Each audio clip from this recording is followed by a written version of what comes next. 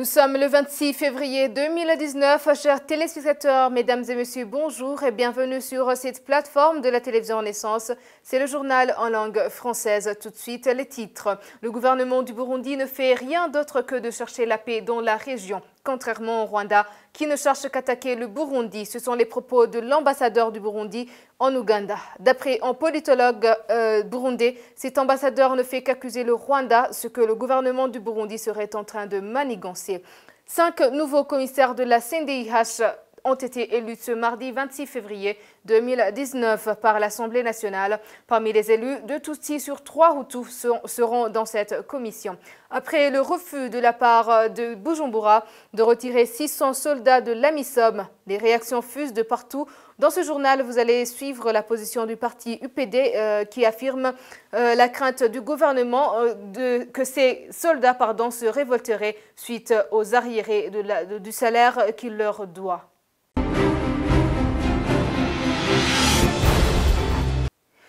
Encore une fois, bienvenue dans ce journal. L'Assemblée nationale a élu ce mardi 26 février 2019 5 nouveaux commissaires de la Commission nationale indépendante des droits de l'homme, CNDIH, pour remplacer les commissaires qui arrivaient au terme de leur mandat de 4 ans. Il s'agit de M. Anatole Bachanamou, détenu Hutu natif de Gitega, Sixte Vigny Nimuraba, détenu Hutu natif de Karusi. Les autres membres de la nouvelle équipe sont Jacques Nshimirimana, Hutu de natif de Gitega, Consolate Habimana, une Tutsi native de Kayanza, et Janvière Hatungimana, Tutsi native de Ngonzi. Conformément à la loi sur la CNDIH, cette nouvelle équipe mise en place par l'Assemblée nationale entrera officiellement en fonction après prestation du serment devant le président de la République et du Parlement. L'ambassadeur du Burundi en Ouganda annonce que de nombreux groupes rebelles s'apprêtent à attaquer le Rwanda. Balege Jean Bosco l'a déclaré dans une interview qu'il a donnée au journal ougandais Chimp Report. Le diplomate y vante les efforts du gouvernement burundais de rechercher la paix dans la région, contrairement au Rwanda qui cherche à attaquer le Burundi. Pour le politologue Gérard Biranamidje, le Rwanda est un bouc émissaire. Selon lui, le diplomate accuse son voisin du Rwanda de ce que le pouvoir de Bujumbura serait lui-même en train de préparer. Suivez. Généralement, quand on communique, quand on informe, il y a derrière ça celui qui parle. Et celui qui parle, c'est qui? C'est un ambassadeur qui charge. D'abord qui charge le Rwanda, qui essaie de montrer ce qui ne va pas au Rwanda et ce qui va bien au Burundi. C'est normal pour un ambassadeur. Mais ce qui est anormal, c'est beaucoup plus le fait qu'elle souligne l'imminence d'une guerre entre le Burundi et le Rwanda. Et ça, en sens social, relève de ce qu'on appelle la propagande à miroir. Et la propagande à miroir, c'est quoi? C'est le fait que l'opinion que moi je vais développer ou l'action que moi je vais mener, au lieu de l'assumer dans un premier temps, je vais commencer par transiter par l'autre, de créer un bouc émissaire, quitte à ce que, par après, je vais passer à l'acte. Donc, c'est une préparation pour le passage à l'acte. Alors, on peut se poser la question, est-ce que c'est le sens inverse?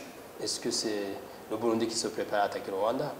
On voit bien que ce n'est pas une simple opinion, mais juste, je dirais, un discours public, un discours d'un homme qui représente les intérêts d'un État. La deuxième chose, cette lettre révèle aussi que le contentieux entre le Burundi et le Rwanda ne remonte pas à 2015, comme il l'écrit, qu'il y a des choses qui n'ont pas été dites, mais que lui, il parvient à dire, mais quelles choses relèvent du secret d'État. Je me dis que peu de Burundais savent, enfin maintenant ils savent, peu de Burundais savaient avant qu'il y a eu un conflit entre le Rwanda et le Burundi en 2013, au sujet du M23 par exemple. Et comme il le dit donc, quelque part, il y a anguille sous roche. Alors, la troisième dimension, cette opinion est donnée au moment où nous avons eu le sommet des chefs d'État de l'East African Community, avec la présentation du rapport par l'ancien chef d'État tanzanien Mkapa, lequel rapport rappelle toujours que le dialogue est la seule issue pour résoudre le conflit burundais. Et cette conférence a été suivie par la session du Conseil de sécurité qui a interpellé les mêmes acteurs à faire la même chose. Donc du coup, on peut lire dans cette lettre le fait que l'ambassadeur du Burundi en Ouganda cherche à charger le Rwanda et son chef d'État, et son président.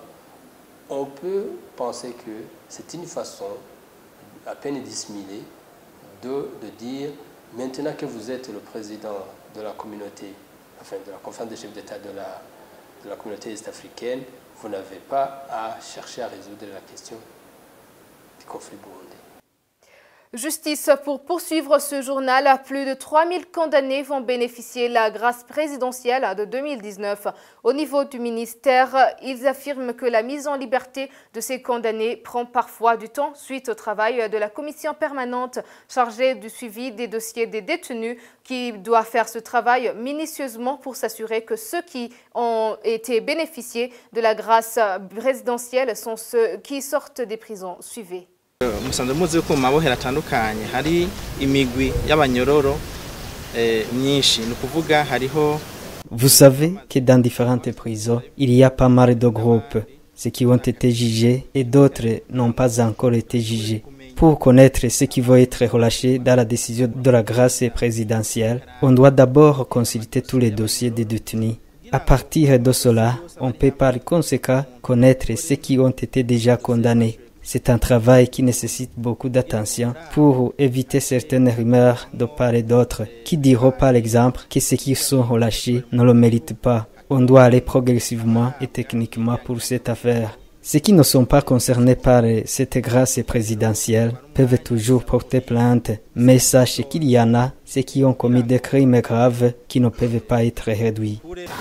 Aho ibihano byabyo bidashobora kugabanywa abo bose ntibashobora kurabwa n'ingingo. Page politique. Souvenez-vous, dans nos dernières éditions, nous vous faisions part du refus du gouvernement burundais de retirer 600 militaires burundais de la Somalie. En retrait décidé par l'Union africaine pour un total de 1000 soldats à rapatrier. Eh bien, pour Chevino Mugwengezo, président de l'UPD Zigamiwanga, c'est dommage de voir le gouvernement du Burundi refuser que ces militaires rentrent d'une mission qui prend fin. Ce pouvoir craint que ces derniers se révoltent pour lui réclamer des arriérés de salaire qu'il leur doit. Suivez-le. Je pense que c'est une décision qui devrait être respectée par Bujumbura. C'est une décision qui a été prise et qui ne doit pas, qui ne doit pas être revue. Alors, il se passe quoi derrière ça? Il se passe une spéculation. Aujourd'hui que la décision est prise, Bujumbura croit que les robinets sont fermés et que par rapport à un entêtement qui a toujours caractérisé depuis 3 ans le pouvoir de Bujumbura, maintenant on se dit, mais on va se rabattre sur quoi? La suite sera laquelle? Et donc, du coup, ils réalisent maintenant qu'ils vont réaliser un grand manque à gagner et maintenant ils sont en train de pouvoir remettre en cause une grande décision comme celle-là.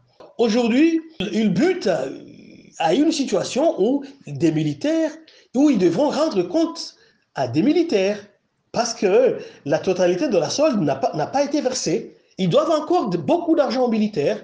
L'argent qui était soutiré aux militaires, en plus de cet argent-là, il y avait d'autres manœuvres qui étaient commises sur les salaires de façon à pouvoir,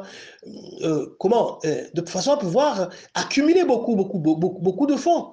Ils sont en train d'inculquer à leurs soldats qu'il peut y avoir un ordre, mais aussi un contre-ordre. Mais ça n'a jamais existé. Voilà. Donc, je pense que l'Union africaine, ayant pris cette décision-là, elle l'a prise après mûre réflexion. C'est une décision réfléchie et elle ne doit pas y renoncer. C'est une façon qui fait honte.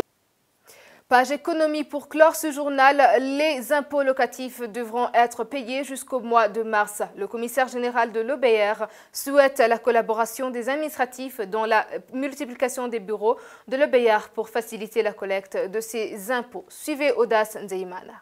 Amezi 3 ya mbere niho twegeranya amakori n'amatagisi ava. C'est dans les premiers mois que nous collectons les taxes pour les maisons ou les parcelles en location, c'est-à-dire dès le mois de janvier jusqu'en mars. Alors, cet argent que nous collectons, auparavant, il était collecté par la mairie de Bujumbura et les communes, mais aujourd'hui, il est collecté par le BR. Premièrement, nous rappelons les administratifs que ces taxes que nous collectons retournent dans les communes et utilisées par ces dernières. Deuxièmement, nous leur demanderions de travailler en synergie afin de soutenir les agents de l'OBR qui sont en train de mettre en œuvre ce travail pour que nous puissions collecter les 5 millions d'impôts ou plus qui vont dans les caisses de l'État. C'était en plus pour informer aux administratifs que, dans le but de faciliter ceux qui paieront les impôts locatifs, dans ce mois de mars, nous n'allons pas les collecter à l'Emmaüs seulement. Nous allons multiplier les bureaux dans toutes les communes de Bujumbura, c'est-à-dire Muha au petit séminaire et à l'ENA, Nahangwa au lycée Ngagara, Mukaza dans la zone asiatique et Maximine. Ce sera pour que toutes ces personnes ne se condensent pas dans un seul bureau. Une autre chose, nous ne pouvons pas collecter les impôts pour les orphelins et les veuves, même pour ceux qui ont des maisons inhabitées, parce que les dispositions liées à ces cas sont réservées dans la loi.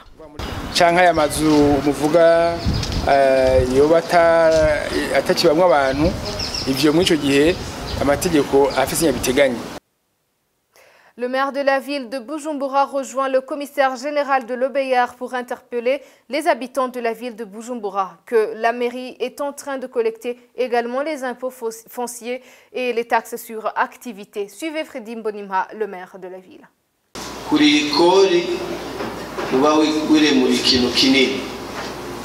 Payer l'impôt, c'est se décharger d'un grand fardeau. Il est de notre responsabilité de soutenir l'OBR.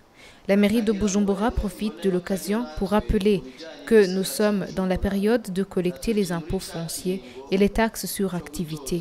Veuillez alors collaborer avec l'OBR pour que cet argent soit collecté, ce qui nous aidera dans le développement de la ville et du pays. Eh bien, c'est par ici que prend fin ce journal. Merci de nous avoir suivis. À la prochaine édition.